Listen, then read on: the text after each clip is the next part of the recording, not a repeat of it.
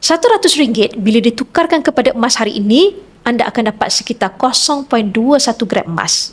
Nampak kecil bila ditukarkan kepada emas, tetapi dengan RM100, ia mampu mengubah keuangan anda. Bila anda sudah mula konsisten menyimpan selama 5 bulan, anda boleh dapat sekurang-kurangnya gold bar 1 gram ini. Anda tidak akan kaya dengan hanya ada 1 gram emas, tetapi dengan tabiat menyimpan, 1 gram adalah permulaan untuk anda miliki gold bar 100 gram seperti ini. Gold bar 100 gram hari ini berharga sekitar RM46,000. Apa yang anda boleh capai dengan simpanan 100 gram emas? Anda boleh jadikan sebagai deposit rumah yang boleh jana pendapatan pasif.